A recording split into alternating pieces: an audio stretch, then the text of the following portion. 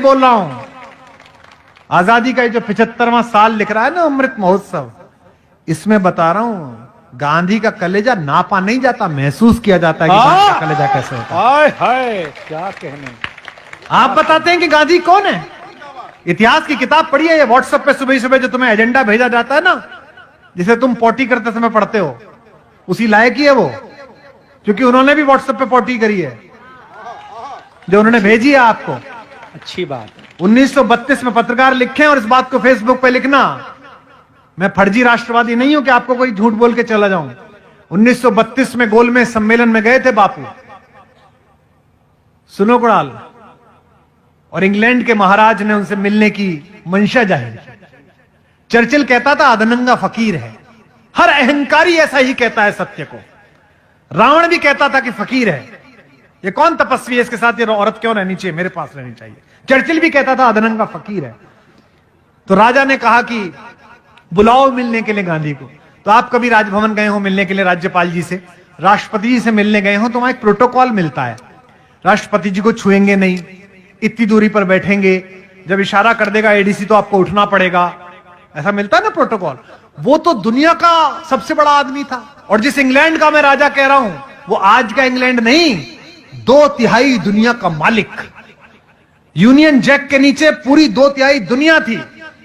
उसके एडीसी ने लिखकर भेजा कि ग्रे कलर का कोट या ब्लैक कलर का कोट पहनकर आप आए। गांधी पहुंचे, बकिंघम पैलेस के अंदर बग्घी गई, दरवाजा खोला गया तो हिंदुस्तान का 156 इंच का सीना अकेली एक धोती में, यूं ही अधनंगा।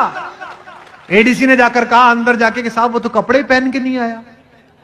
तो जॉर्ज पंचम बोला कि चर्चिल कहता तो था नंगा है, पर इतना नंगा है। हाँ सच है, आप पढ़िए। गांधी से मिले कि ना मिले, एडीसी ने पूछा सर बुलाऊं का वापस भेज दूं।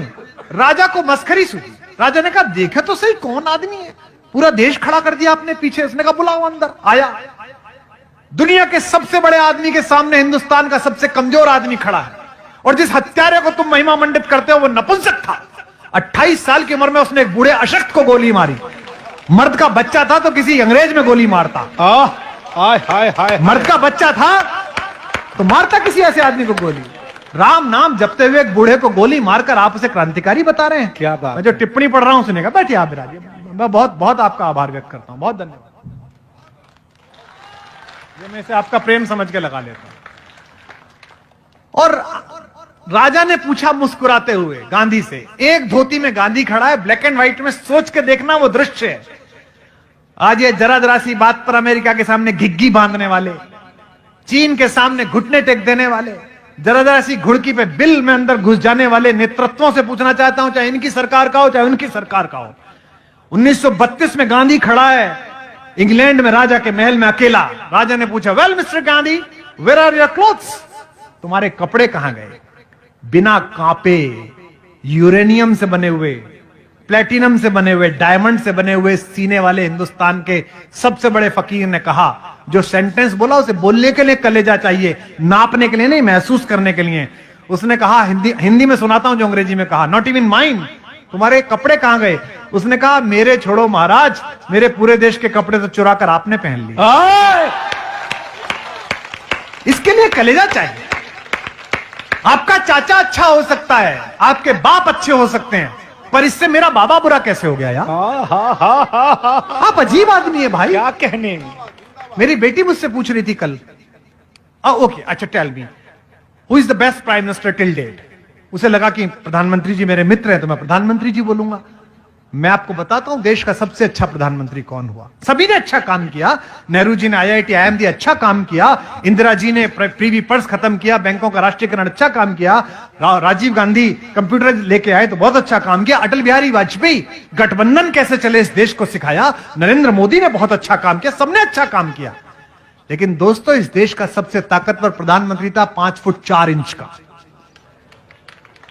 हाय हाय, कुछ लोग अभी समझे नहीं। लाल बहादुर, इलाहाबाद का वो लाल जिसकी बहादुरी से पूरी दुनिया थर्रा थी। वाह, 19 महीने शासन किया था शास्त्री जी ने। 1000 साल में पहली बार हम जीते थे पाकिस्तान के खिलाफ, पहली बार हमने लड़ाई लड़ी और हम जीते। और सेनाध्यक्ष ने आकर कहा कि साहब वो कश्मीर में बहुत ट्रबुलेंस हो रही है। बोले कैसे? बोले वो आते हैं मार के चले जाते हैं। बोले कहां चले जाते हैं? मारो वहां जाके। तो बोले तो सीमा के पल्ली पार चले जाते हैं। तो शास्त्री जी ने कहा पल्ली पार जाके मारो। तो सेनाध्यक्ष बोला साहब ये तो वार हो जाएगी। शास्त्री जी ने कहा देश के नागरिकों को बचाने के लिए शांति हो या युद्ध हो करना ही चाहिए आपके साथ करा। हाय हाय हाय हाय। इतिहास को किताबों से पढ़ो, अपने नेताओं के चिंटू बनकर मत पढ़ो। इतिहास को पुस्तकों से पढ़ो भाई। ये लाइव जा रहा है, इसे लाखों लोग देख रहे हैं और मैं जानता हूं कि कल मुझे गालियां भी पड़ेंगी, छोड़ेंगे नहीं भक्त। फिर भी कह रहा हूं, और यहां भी बैठे होंगे, उनकी गालियों के बीच कह रहा हूं, आमंत्रित कर रहा हूं आप में से जो पढ़ा लिखा हो वो यहां आ जाए, एक माइक में दे दूंगा, आज बहस कर लें। इनका तो दुर्भाग्य है कि इन्होंने खुद ने ऐसों की फौज इकट्ठी कर रखी है जो बोल नहीं पाती। हाँ बिल्कुल सही। कैसे बोलेंगे? जनरल अयूब 6 फुट 2 इंच का था। एक संवाददाता थे बीबीसी के, मार्क टली। कितने लोगों को नाम याद है उनका? पुराने लोगों को। हाय हाय हाय। बीबीसी में मार्क टली थे, पुराने लोगों को याद होगा। हिंदी बहुत अच्छी बोलते थे। मसूरी में उनका मकान था, मैं भी मिलने जाता था। तो जनरल अयूब से पूछा, हिंदुस्तान पाकिस्तान के बीच जंग का आसार था और समझौता होना था, हमारी वार्ता होनी थी। तो जनरल अयूब से मार्क टली ने पूछा कि जनरल अयूब वो इंडिया के साथ आपका बात होगा तो कैसे होगा? वो शास्त्री जी से आपका बात होगा। तो अहंकार में डूबा हुआ पाकिस्तान का खूंखार शासक बोला, मैं 5 फुट 2 इंच, वो शास्त्री 5 फुट 4 इंच, वो मुझसे क्या बात करेगा? कितना अहंकार था। भारत आए, साउथ ब्लॉक में प्रधानमंत्री कार्यालय से अपनी सफेद एम्बेसडर कार में शास्त्री जी फाइल लेके चढ़ रहे थे। मार्क टली दौड़ते दौड़ते गए, शास्त्री जी, जनरल अयूब कहते हैं कि वो 6 फुट 2 इंच के, आप 5 फुट 4 इंच के, लड़ाई होने वाली है, लड़ाई के बाद आप दोनों क्या बात करेंगे? बोले वो मुझसे क्या बात करेगा? शास्त्री जी ने मुस्कुराते हुए विनम्रता से जो जवाब दिया वो आपकी हथेलियां गर्म कर देगा। शास्त्री जी ने कहा, जनरल साहब ठीक कहते हैं, लड़ाई पूरी हो जाने दीजिए, हम दोनों मिलेंगे, जरूर मिलेंगे, लेकिन हश्र ये होगा कि वो नजर झुकाकर बात कर रहे होंगे और मैं नजर उठाकर बात कर रहा हूं। क्या बात है, क्या कहने। ऐसे लोग हमने पैदा किए इस देश में। कहने, वाह वाह, क्या संस्मरण है, वाह वाह वाह वाह। पाकिस्तान के 2 टुकड़े करने वाली महियसी श्रीमती इंदिरा गांधी हमने पैदा की। आप उससे भी महान काम करें।